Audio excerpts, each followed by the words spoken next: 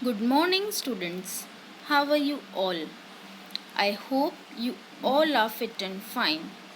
So, students, today we are going to continue chapter 2 Biological Classification. This is the fourth kingdom, Plantae. As we have discussed the three kingdom, Monera, Protista, and the fungi. In the kingdom Plantae, all plants are included. Plants are eukaryotic cells. Eukaryotic means they are well defined nucleus is present and all the cell organelles are double membrane. Chlorophyll containing organism with the cellulosic cell wall. Some are partial heterotrophs such as the insectivorous plants or the parasites plants. The example of the parasites are Cuscuta and the example of the plants of the insectivores are the Venus flytrap or the bladderwort. So, into the Plantae kingdom, it includes the 5 classes. The first class is algae, then bryophytes, then pteridophytes, then gymnosperm, and last one is angiosperm.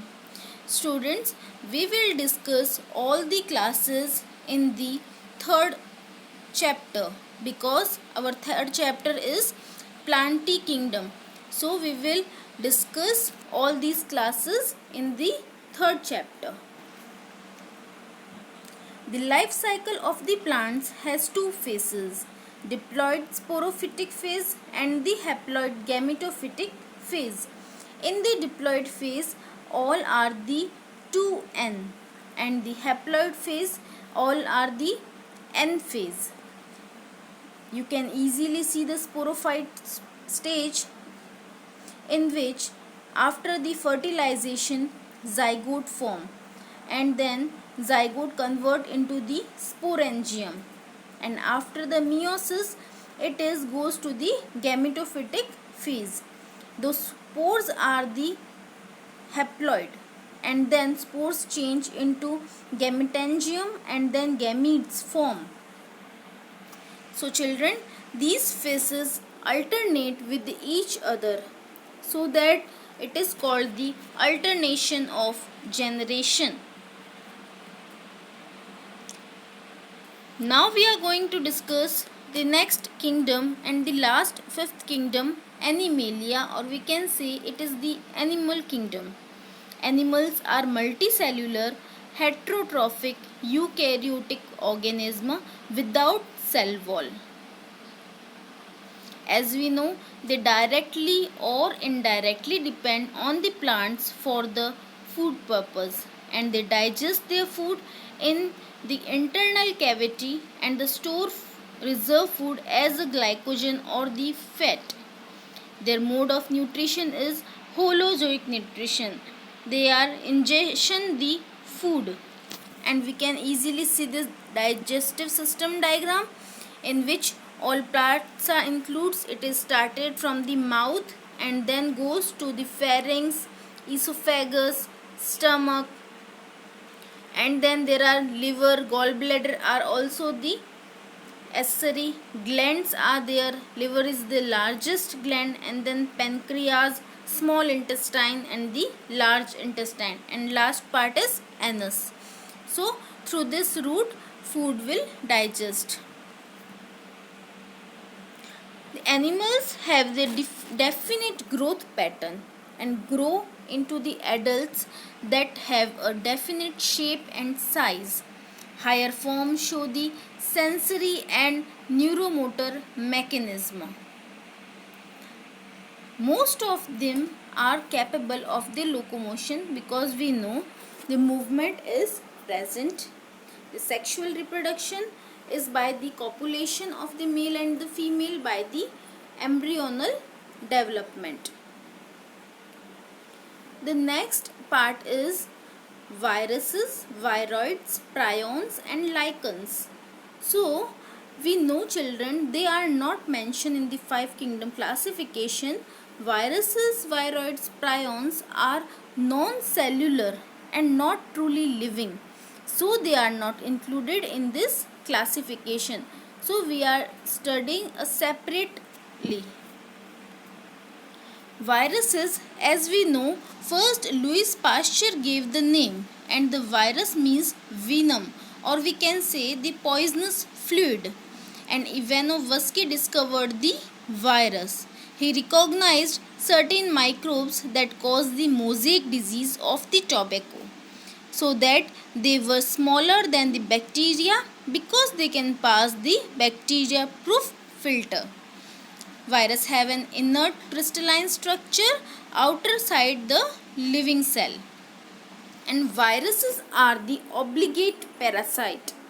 When they infect a cell, they take over the mechanism of the host cell to replicate themselves, killing the host. Beijerinck demonstrated that the extract of the infected plant of the tobacco could cause the infection in the healthy plants are called the fluid as the contagium vivum fluidum. It is the infectious living fluid.